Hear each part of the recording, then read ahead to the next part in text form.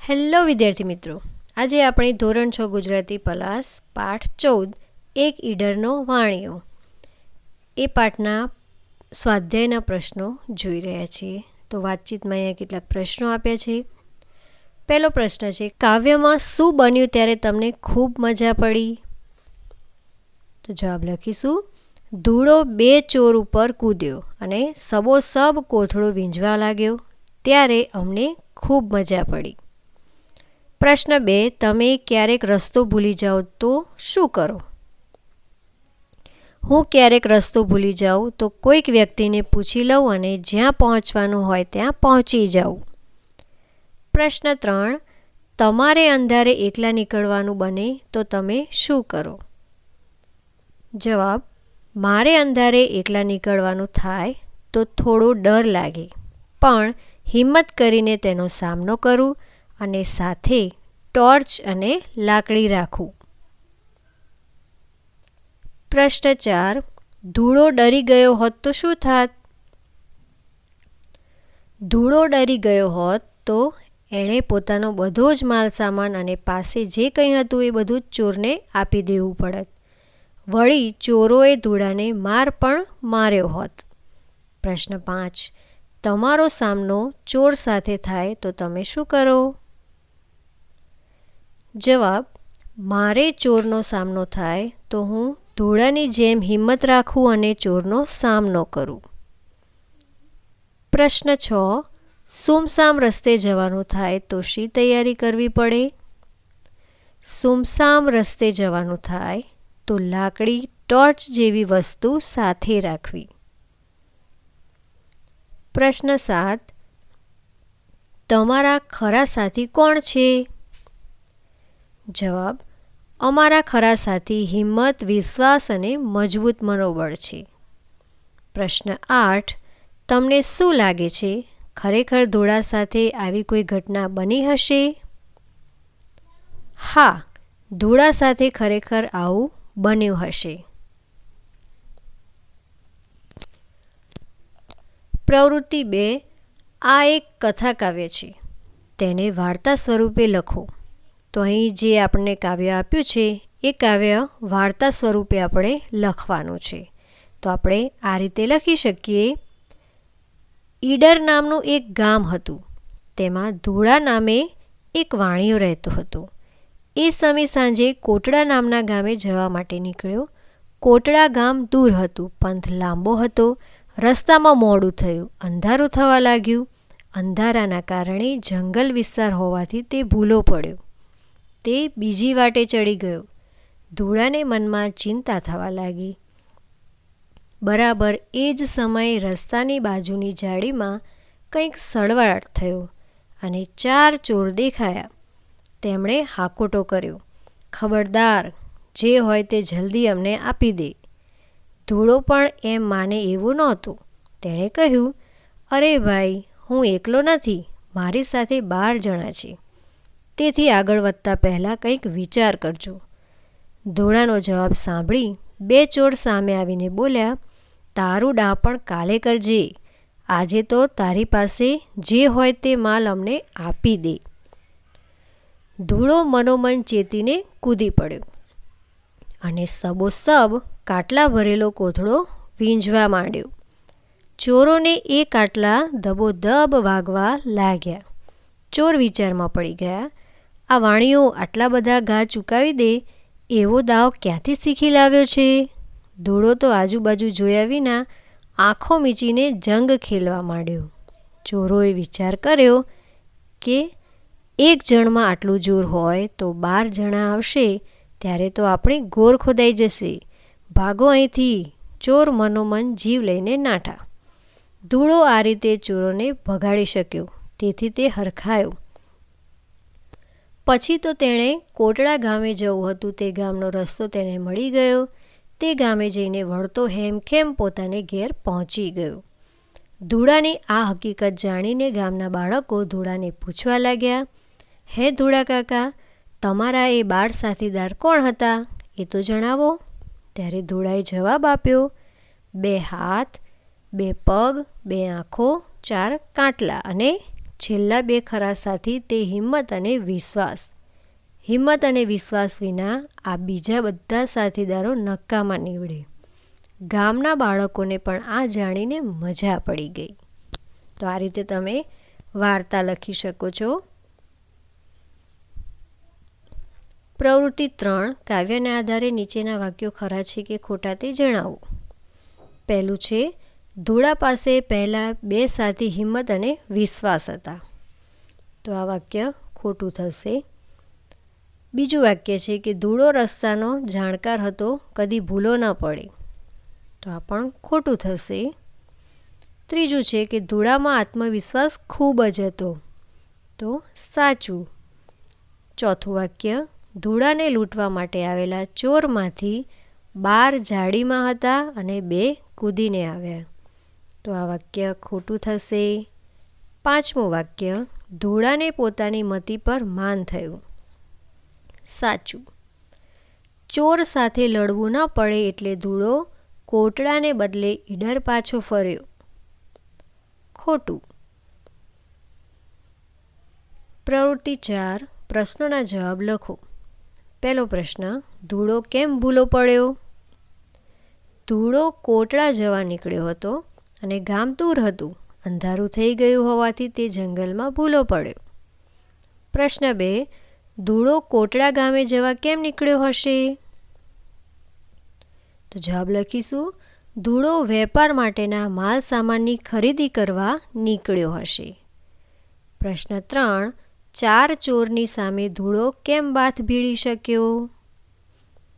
4 ચોરની સામે ધૂળો બાથ ભીડી શક્યો કારણ કે તેની સાથે તેના 12 સાથીઓ, 2 હાથ, 2 આંખો, 2 પગ, 4 કાટલા ભરેલો કોથળો તેમજ પોતાની હિંમત અને વિશ્વાસ હતા. પ્રશ્ન 4, ધૂળા પાસે કોથળો ન હોત તો શું થાત? ધૂળા પાસે કોથળો ન હોત તો ધૂળાને માત્ર હાથ પગથી ચોરોનો સામનો કરવો પડત. તેથી કદાચ ધૂળો હારી જાત. તેણે ચોરનો માર ખાવો પડત અને તેનું બધું જ લૂંટાઈ જાત. પ્રશ્ન 5, ચોર કેમ નાસી ગયા? ધૂળાએ હિંમત અને વિશ્વાસથી કામ લીધું. પોતાની પાસેનો 4 કાટલા ભરેલો કોથળો વીંઝવાથી ચોરોને બરાબર ઘા વાગ્યા. ચોરોથી આ માર સહન ન થયો. ચોરોએ વિચાર્યું કે જો આ એકલો આટલો શક્તિશાળી હોય તો જ્યારે 12 સાથી એકસાથે આવશે ત્યારે તો આપણી ઘોર ખોદાઈ જશે. તેથી તેઓ જીવ લઈને નાસી ગયા. પ્રશ્ન 6, ધૂળાએ પોતાના સાથી કોને કોને ગણાવ્યા? તો જવાબ લખીશું, ધૂળાએ 2 હાથ, 2 આંખો, 2 પગ, 4 કાટલા મળીને 10 થાય અને મારા છેલ્લા 2 ખરા સાથીદારો તો હિંમત અને વિશ્વાસ. એ 2 વિના બીજા બધા જ સાથીદારો નકામા સિદ્ધ થાય.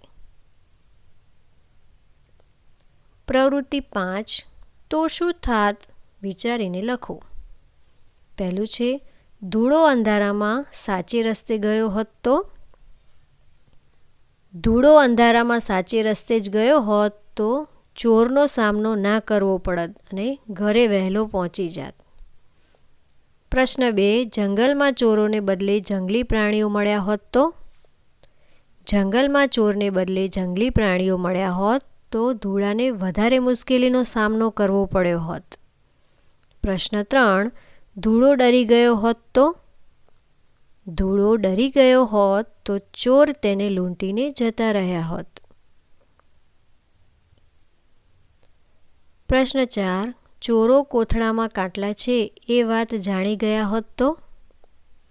ચોરો કાટલા વિશે જાણી ગયા હોત તો ચોરે ધૂળા પાસેથી કોથળો લઈ લીધો હોત. પ્રશ્ન 5, ધૂળાને બદલે તમે હોત તો? જો હું ધૂળાને બદલે હોત તો હું પણ ચોરનો સામનો કરત. પ્રવૃત્તિ 6, નીચેના વાક્યો જેવો અર્થ ધરાવતી કાવ્ય પંક્તિ કવિતામાંથી શોધીને લખો. પહેલું છે, હિંમત અને વિશ્વાસ ન હોત તો બીજું કશું કામ ન લાગે. એ 2 વિના બીજા બધા થાય નકામા ખાસ. બીજું છે, ધૂળાની વાત સાંભળીને બધા બાળકોએ એને પૂછ્યું. ધૂળાની આ વાર્તા પૂછે બાળ તમામ. ત્રીજું, રાતના અંધારામાં ધૂળો ભૂલો પડ્યો અને ખોટા રસ્તે ચાલવા લાગ્યો. રસ્તે અંધારું થયું, ચડ્યો બીજી વાટ. ચોથું, ધૂળાએ કહ્યું, હું એકલો નથી, મારી સાથે 12 જણા છે એટલે સંભાળજો. કહે ધૂળો એ ચોરને, અલ્યા નથી હું એક, 12 જણા લઈ નીકળ્યો, કરજો કાંક વિવેક. પાંચમું, દોડડાયો થયા વગર તારી પાસે જે કંઈ માલ છે તે અમને આપી દે. જવાબ લખીશું, કાલે કરજે ટાયલી, આજે દઈ દે માલ. પ્રવૃત્તિ 7, નીચેના શબ્દોનો ઉપયોગ કરી વાર્તા લખો. તો એ જંગલ, વૃક્ષ, હરિયાળી, ઝરણું, રાત અને બિહામણું, આ બધા જ શબ્દોનો ઉપયોગ કરીને આપણે વાર્તા લખવાની છે. જે તમારે મૌલિક વાર્તા લખવાની છે, અથવા તો આ રીતે લખી શકો. એકવાર અમે જંગલ સફારીમાં ગયા હતા. જંગલમાં જોયું તો વિવિધ અગણિત વૃક્ષો હતા. ચારે બાજુ હરિયાળી જ હરિયાળી નજરે ચડતી હતી. જંગલના રસ્તાની બાજુમાંથી એક નિર્મળ ઝરણું પસાર થઈ રહ્યું હતું. જંગલમાં ફરતા ફરતા રાત પડી ગઈ. રાત થતાં જ ચારે બાજુ અંધકાર છવાઈ ગયો. અંધકારમાં જંગલનું દ્રશ્ય ખૂબ જ બિહામણું લાગતું હોવાથી મને ડર લાગ્યો. આથી વાહનમાં એકલો બેસવાને બદલે હું મારી મમ્મીની સોળમાં ભરાઈને સૂઈ ગયો. પ્રવૃત્તિ 8, આ કથા કાવ્યનું ગાન કરો. તો આજે તમને કાવ્ય આપ્યું છે એનું તમારે સમૂહ ગાન કરવાનું છે. પ્રવૃત્તિ 9, વહેંચો. અહીં તમને કેટલાક શબ્દો આપ્યા છે. એ શબ્દોને તમારે એક વ્યક્તિવાચક છે, જાતિવાચક છે, સમૂહવાચક કે દ્રવ્યવાચક કે પછી ભાવવાચક છે એ જાણી અને તમારે અલગ અલગ એને ખાનામાં લખવાનું છે.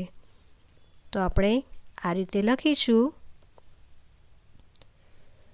પિંકી, આફ્રિકા, વંદના, સિહોર, ટીના અને ગુજરાતી, આ દરેક વ્યક્તિવાચક આવશે. એવી જ રીતે શાળા, જંતુ, માખી, ચોપડી, છોકરી અને વાહન, આ દરેક વસ્તુ જાતિ સૂચવે છે તેથી તે જાતિવાચક આવશે. એવી જ રીતે સપ્તાહ, લશ્કર, વણજાર અને ખાંડું, આ દરેક શબ્દ સમૂહ સૂચવે છે તેથી સમૂહવાચક કહેવાશે. એવી જ રીતે હાડકાં, તેલ, જલેબી, ચા, દૂધ, છાશ, પેટ્રોલ અને ખાંડ, આ દરેક વસ્તુને માપી શકાય, તોલી શકાય, એટલા માટે એમને આપણે દ્રવ્યવાચકમાં મૂકીશું.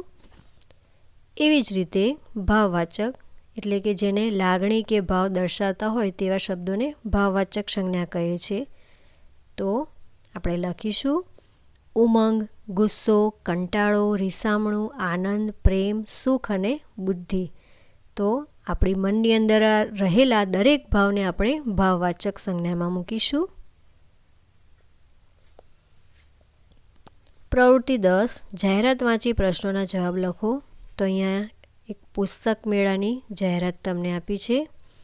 તો એ જાહેરાત તમારે ધ્યાનથી વાંચવાની અને પ્રશ્નોના જવાબ લખવાના છે. પહેલો પ્રશ્ન છે કે મોહિતને પુસ્તક મેળાની મુલાકાત દરરોજ લેવી હોય તો તે કેટલા દિવસ જઈ શકશે? તો જવાબ લખીશું.